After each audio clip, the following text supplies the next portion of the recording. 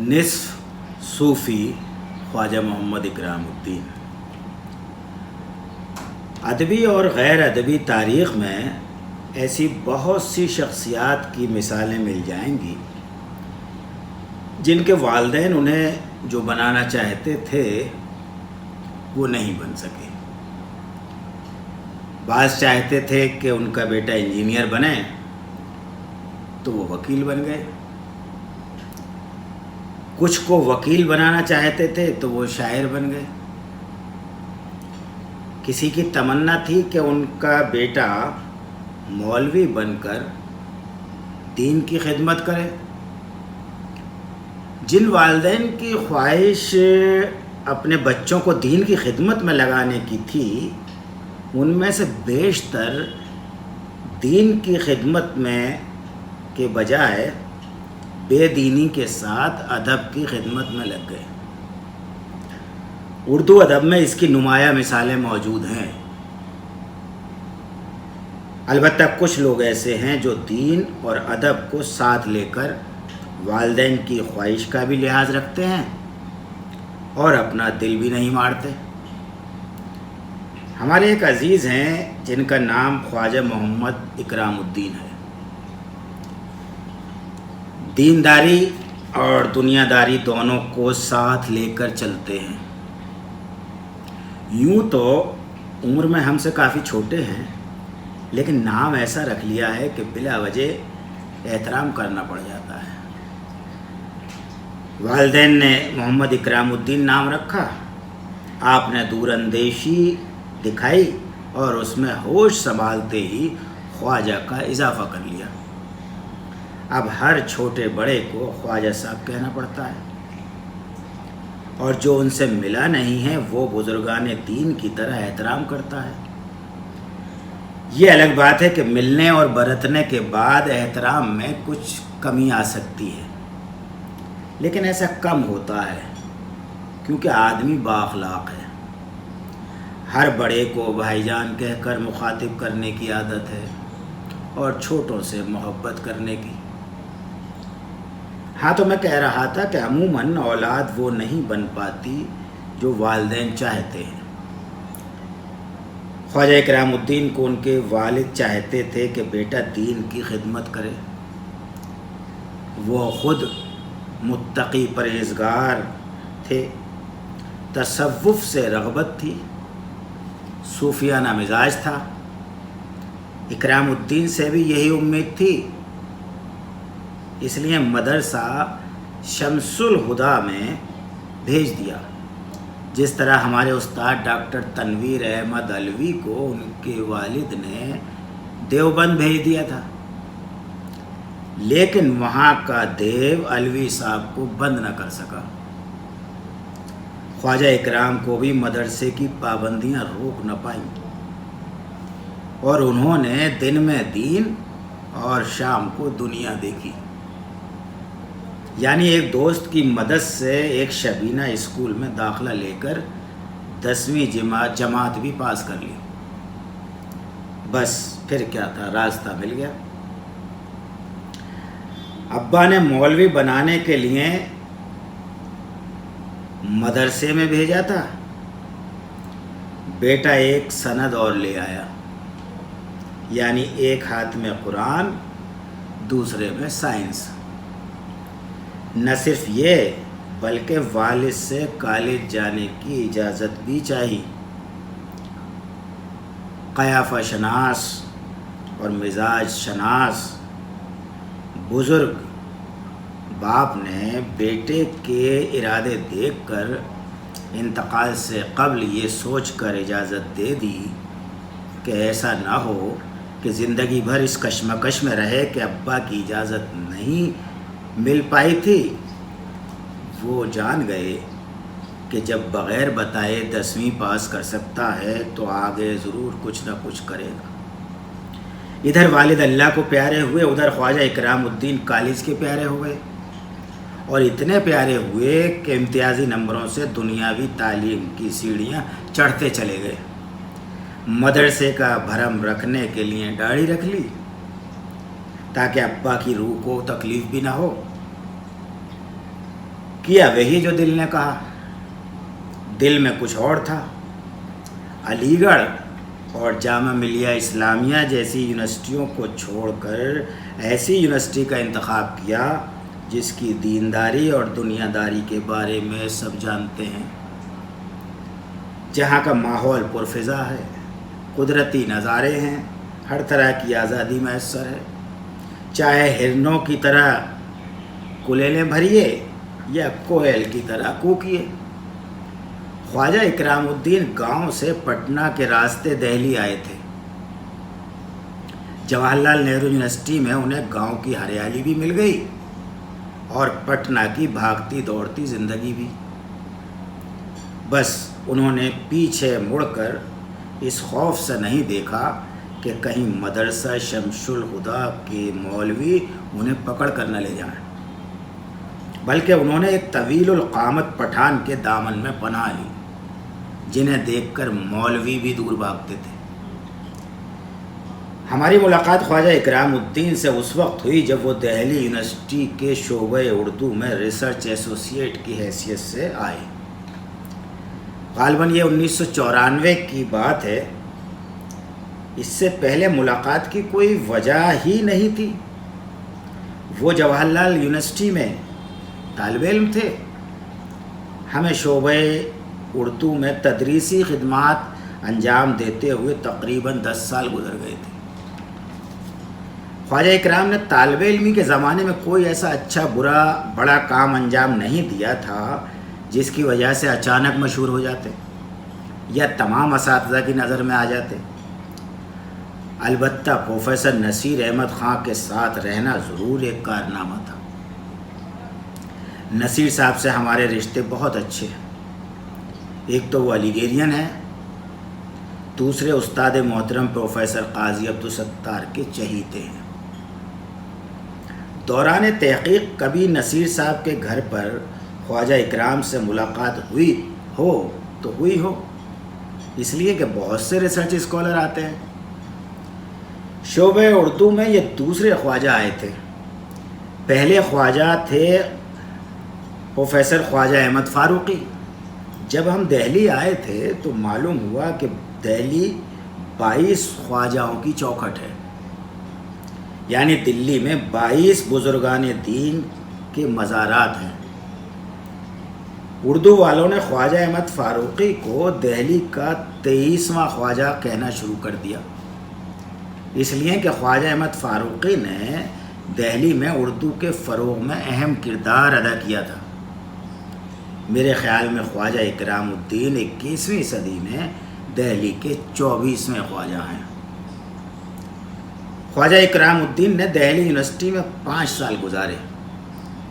ان 5 سالوں میں سب کا دل جیت لیا۔ جے این یو کے طالب علم اپنی سرگرمیوں اور باتوں سے لوگوں کا دل بہت جلد جیت لیتے ہیں، انہیں شیشے میں اتارنے کا فن آتا ہے۔ خواجہ اکرام الدین کے بعد ڈاکٹر محمد کاظم نے بہت جلد سب کے دلوں پر فتح پالی۔ خواجہ اکرام تو واپس چلے گئے لیکن ڈاکٹر کاظم ابھی تک موجود ہیں۔ دونوں کے مزاج میں عاجزی اور انکساری صوفیہ کی سی ہے۔ ہر ایک کو خوش رکھنے میں دونوں مہارت رکھتے ہیں، چاہے دوست ہو یا دشمن۔ خواجہ اکرام کو یہ سب وراثت میں ملا۔ وہ عزت سب کی کرتے ہیں، خواہ بزرگان دین ہوں یا بزرگان ادب۔ دہلی یونیورسٹی میں ان کا تقرر پروفیسر عبدالحق کی صدارت کے زمانے میں ہوا۔ خدا جانے کیسے اور کیوں ہوا، شاید خواجہ اکرام کی مذکورہ صفات کے سبب، ورنہ خواجہ اکرام پروفیسر نصیر احمد خان کے شاگرد تھے اور نصیر صاحب اور عبدالحق صاحب کے ایک دوسرے سے کتنی محبت کرتے ہیں یہ سب کو معلوم ہے۔ بہرحال 20ویں صدی کی آخری دہائی میں خواجہ اکرام نے اپنی محنت اور لگن سے اردو والوں کے دلوں میں ایسی جگہ بنا لی کہ سب ان سے محبت کرنے لگے۔ اہل بہار انہیں اپنی طرف کھینچ رہے تھے تو دہلی والے نہیں چاہتے تھے کہ ان کی گھر واپسی ہو۔ ریسرچ ایسوسیٹ کی مدت کار پوری ہوئی تو پروفیسر وہاب اشرفی نے بحیثیت استاد انہیں رانچی بلا لیا، لیکن خواجہ اکرام کی پرواز تو بلند تھی، انہیں تو دنیا دیکھنی تھی۔ رانچی میں رہ کر یہ کہاں ممکن تھا۔ دہلی کی یاد ستانے لگی۔ استاد کو بھی کمی محسوس ہوئی۔ استاد شاگرد میں محبت ابھی باقی تھی۔ استاد نے حق استادی نبھاتے ہوئے واپس JNU میں بحیثیت اسسٹنٹ پروفیسر بلا کر اپنی استادانہ ذمہ داریوں سے سبکدوشی حاصل کی۔ شاگرد کو اپنے پیروں پر کھڑے ہونے کی مکمل آزادی دے دی۔ خواجہ اکرام 21ویں صدی میں اپنے پیروں پر ایسے کھڑے ہوئے کہ ان کے تمام معاصرین کے قد چھوٹے لگنے لگے۔ ترقی کی منازل اتنی تیزی سے طے کی کہ دیکھتے ہی دیکھتے پروفیسر ہو گئے۔ 1996 میں PhD مکمل کیا، 2013 میں پروفیسر ہو گئے، جبکہ بہت سے 1990 میں PhD کرنے کے بعد اسسٹنٹ پروفیسر ہونے کے لیے بھی گھوم رہے ہیں۔ احباب کو شبہ ہونے لگا کہ ضرور کوئی غیبی طاقت ہے جو ان کی مستقل مدد کر رہی ہے، ورنہ نہ تو دیکھنے میں ایسی کوئی پروقار شخصیت ہے کہ آدمی انہیں دیکھ کر احتراماً کھڑا ہو جائے یا کچھ پل دیکھتا رہے، اور نہ کسی وزیر یا امیر کے بیٹے ہیں کہ احترام کرنے یا ترقی دینے کے لیے مجبور ہو نہ ہو کوئی غیبی قوت ہی ہے جو جاپان سے امریکہ تک اور ہالینڈ سے مصر اور موریشس تک سب کو خواجہ خواجہ کرنے پر مجبور کرتی ہے۔ یعنی ایران اور توران سب جگہ خواجہ ہی خواجہ ہے۔ کچھ تو ان کی علمیت اور ادبیت کے قائل ہیں اور کچھ ان کی خواجگی کے۔ شعبہ اردو میں خواجہ اکرام 5 سال رہے۔ ان 5 سالوں میں ان سے ہمارے قریبی رشتے بن گئے، اس لیے کہ وہ نہ زیادہ بچے تھے اور ہم نہ زیادہ بوڑھے تھے۔ دونوں کے سروں پر اچھے خاصے بال ہوا کرتے تھے اور کالے بھی تھے۔ البتہ خواجہ صاحب نے بزرگوں سے قربت کے لیے داڑھی بڑھا رکھی تھی۔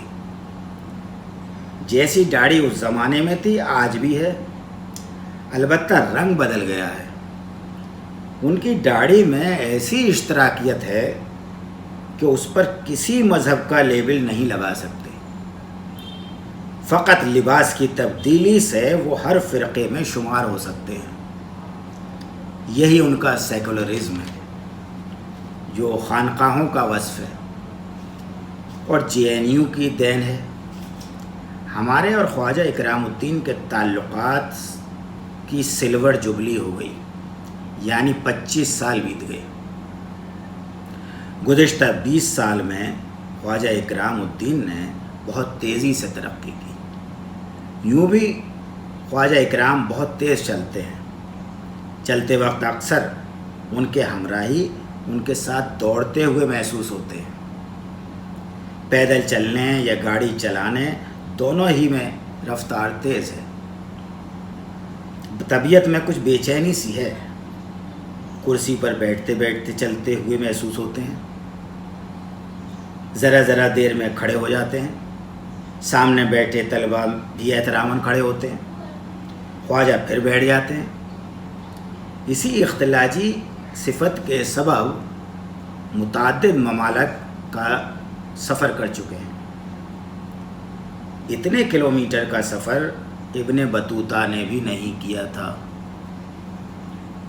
دراصل خواجہ اکرام الدین پر ہر وقت کچھ نیا کرنے کی دھن سوار رہتی ہے۔ اردو کو جدید ٹیکنالوجی سے جوڑنے میں خواجہ اکرام نے اہم کردار ادا کیا، ورنہ اردو والے بہت کم ٹیکنالوجی کا استعمال کرتے ہیں۔ ہم جیسے پرانے لوگ تو کاغذ قلم اور کتاب سے آگے نہیں بڑھ پاتے۔ بچوں کو تیزی سے موبائل پر ٹائپ کرتے ہوئے دیکھ کر رشک کرتے ہیں، اور نوجوانوں کو موبائل سے مقالہ پڑھتے ہوئے دیکھ کر حیران ہوتے ہیں۔ جب کسی کے اندر شوق ہوتا ہے تو راستے بھی ہموار ہو جاتے ہیں۔ خواجہ اکرام الدین کے شوق اور جوش کو دیکھ کر اوپر والے نے اور نیچے والی سرکار نے قومی کونسل برائے فروغ اردو زبان کی ڈائریکٹرشپ عطا کر دی۔ بس خواجہ صاحب کو تو اپنے شوق پورے کرنے کے لیے پوری سہولت مل گئی، اور کام اور تجربے کرنے کے لیے میدان مل گیا۔ اس ادارے میں بیٹھ کر اردو زبان و ادب کے فروغ کے لیے جو کام انہوں نے انجام دیے وہ قابل ستائش ہے۔ قومی کونسل کا دفتر جسولہ وہار میں ہے۔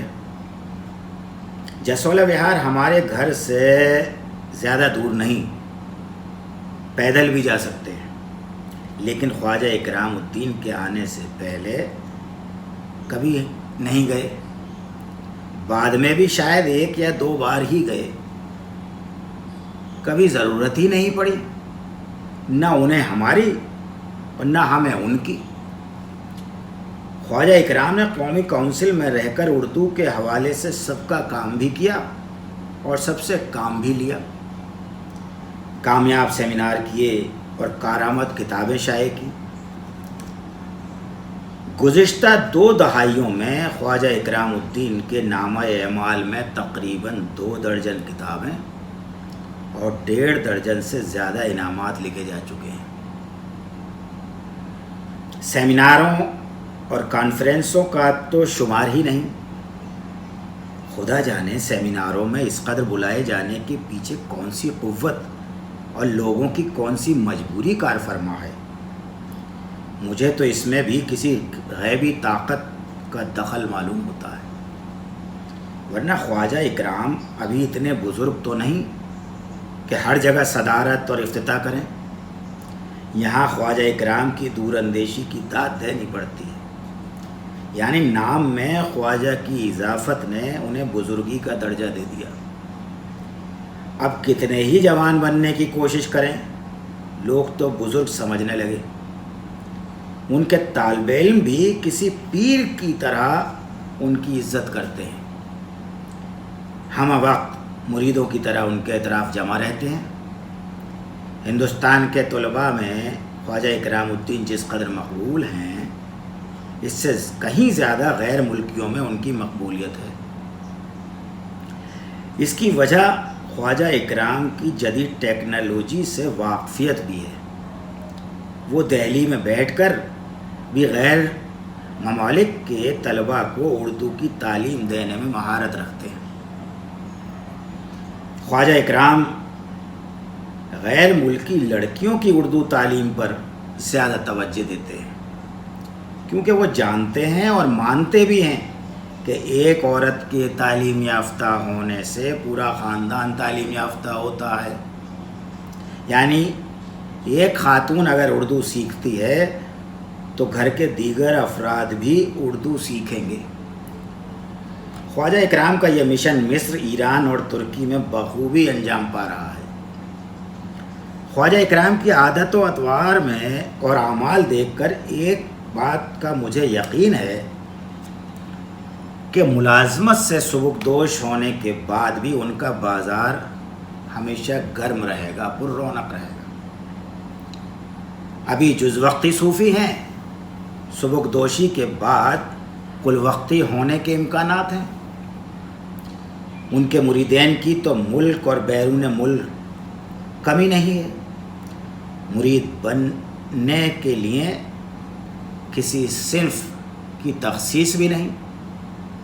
ہر صنف اور ہر طبقے کے آدمی کو ان کی خانقاہ میں آنے کی اجازت ہوگی، بلکہ ان کی خانقاہ تو جدید ٹیکنالوجی کا استعمال کرتے ہوئے آن لائن خدمت خلق زیادہ کرے گی۔ یوں بھی اب دنیا میں ایسی وبائیں پیدا ہو گئی ہیں کہ سب کام فاصلہ قائم رکھ کر ہی کرنا پڑتا ہے۔ گوشہ نشینی بزرگان دین کا شیوا تھا، اللہ نے سب کو گوشہ نشین کر دیا۔ خواجہ اکرام الدین کی طبیعت میں گوشہ نشینی نہیں ہے، لیکن حالات سے مجبور ہیں۔ دلی کے 22 خواجہ کے مصنف جناب ظہور الحسن شارف صاحب لکھتے ہیں، بزرگان دین نے اپنی گفتار اور اپنے کردار سے ایک معیاری زندگی کا نمونہ پیش کیا ہے۔ کم کھانا، کم بولنا، کم سونا اور لوگوں سے کم میل جول رکھنا ان کا طریقہ کار تھا۔ خواجہ اکرام الدین کا شمار ابھی بزرگان دین میں نہیں ہے، بزرگان ادب میں ہے، اس لیے اپنی گفتار اور اپنے کردار سے معیاری زندگی کا نمونہ تو پیش کر دیا ہے، لیکن کم کھانا، کم بولنا، کم سونا اور لوگوں سے کم میل جول رکھنے پر ابھی عمل باقی ہے۔ جس دن اس مقام تک پہنچیں گے مکمل صوفی ہو جائیں گے۔